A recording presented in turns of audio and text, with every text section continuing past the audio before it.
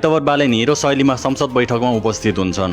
तर बालेनले दिएको अभिव्यक्तिलाई खोक्रो राष्ट्रवादको भावना राख्नेले उनको रणनीति बुझ्न सकेनन्।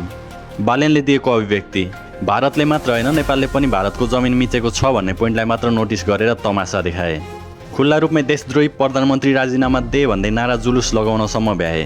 तर बालेनले त्यो अभिव्यक्ति दिनुभन्दा पहिला नै एउटा सानो हिन्ट्स दिइसकेका थिए। यस सम्बन्धी नेपाल सरकारले अफिसियल रूपमा डिप्लोमेटिक नोट भारत सरकारलाई पठाइसकेको छ र त्यसको जवाब पनि आएको छ। त्यो जवाबमा चाहिँ दुईटै सरकारले आफ्नो इतिहासविदहरू राखेर, आफ्नो सर्वेयरहरू राखेर, आफ्नो भूमि सम्बन्धी जानकारी भएका व्यक्तिहरू राखेर टेबल टक मार्फत यो कुरालाई समाधान गर्ने कुरा भएको छ।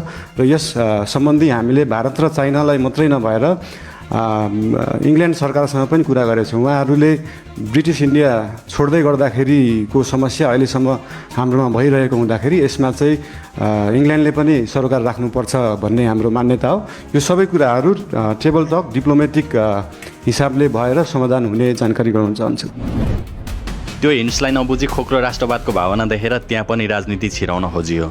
साँच्चीकै बालेनको भिजनलाई बुझ्न हामीलाई धेरै समय लाग्छ। बालेनले दिएको त्यो अभिव्यक्तिलाई लिएर अपरिपक्व प्रधानमन्त्री बिना तयारी बोल्यो, देशद्रोहीसम्म भन्न भ्याए। तर बालेनले दिएको त्यो अभिव्यक्ति भारतले नेपालको मात्र जमिन कब्जा गरेको छैन, हामीले पनि उनीहरूको जमिन कब्जा गरेका छौँ। बालेनको यो अभिव्यक्ति नेपालमा मात्र नभएर भारतमा झन् बढी तहल्का मचाइरहेको छ। र बालेनले चाहेको पनि यही नै हो कि यो विषयले नेपालमा भन्दा बढी भारतमा तहल्का पिटोस्। बालेनको यो रणनीति मोदीले राम्रोसँग बुझिसके कि यो प्लान नै बालेनको खतरा प्लान हो, जसले हामीले हडपेका सबै नेपाली जमिनहरू फिर्ता गर्न बाध्य पार्नेछ भनेर। तर दुःखको कुरा, बालेनको यो मास्टर प्लान नेपालीले नै नबुझेर बालेनलाई चौतर्फी दबाब दिइरहेका छन्। अब के हुन्छ? बालेनको यो अभिव्यक्तिले भारतमा तहल्का पिटिसकेको छ। यदि हिजो बालेनले भारतले हाम्रो जमिन हडपेको छ मात्र भनेको भए यो विषय नर्मल हुन्थ्यो। यो विषय वर्षौँदेखि उठेको विषय हो जसमा भारतले चासो नै दिँदैन। तर बालेनले यस्तो जाल बिछ्याए कि जसले भारतका प्रधानमन्त्रीलाई नेपाल भारत सीमाबारे टेबल टक गर्न बाध्य बनाएको छ। अहिले यो न्युज BBC भारतदेखि ठुला मिडियासम्म फैलिसकेको छ र उनीहरूले नेपाल भारत सिमानाको विवाद सम्बन्धमा भारत सरकारलाई दबाब दिन थालिसकेका छन्। अब नेपाल भारत चाइना मात्र नभएर इङ्ल्यान्ड पनि बसेर विभिन्न इतिहासविद, भूमि सम्बन्धी जानकारी भएका व्यक्तिहरू राखेर महाकाली सन्धि हुँदाको समयका पुराना नक्सा, दस्तावेज सबै कुराहरू समेटिन्छ।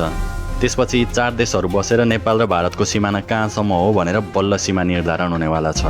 जुन समस्यालाई देखेर पुराना दलहरूले पटक पटक चुनाव जिते।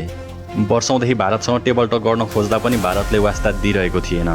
तर अब भने भारत आफै घुँडा टेकेर टेबल टक गर्न बाध्य हुनेछ। बालेनको यो रणनीति मोदीलाई राम्रोसँग थाहा छ, तर उनी चौतर्फी दबावमा पर्दैछन् र नचाहँदै पनि यो सीमा विवादको विषयलाई फाइनल टेबल टक गर्न बाध्य हुनेछन्। नेपालको जमिन जति अतिक्रमण भएका छन् ती सबै फिर्ता गर्नेछन् र यदि भारतको जमिन पनि केही कतै नेपालमा परेको छ भने त्यो पनि भारतमा फिर्ता जान्छ। तर यसको पूर्ण रूपमा फाइदा भने हामीलाई नै हुनेछ। हुनसक्छ 100मा 5% जमिन नेपालले पनि भोगचलन गर्दै आएको होला, तर 95% जमिन कालापानी, लिपुलेख र लिम्पियाधुरा जस्ता 100 एकड जमिन अहिले पनि भारतले कब्जा गरेको छ। नेपालको जमिन नेपालमै फर्काउने बालेनको यो मास्टर प्लान बुझ्न हामी जस्तो साधारण व्यक्तिलाई धेरै समय लाग्न सक्छ, किनकि हामी भारतसँग लडेर आफ्नो जमिन फिर्ता ल्याउन सक्दैनौँ, किनकि भारतको अगाडि हामी धेरै कमजोर छौँ। यदि भारतले मात्र हाम्रो जमिन कब्जा गर्यो भन्ने हो भने भारतले यो विषयमा वास्तै दिँदैन। उनीहरू यो विषयमा वार्तै गर्न चाहँदैनन्।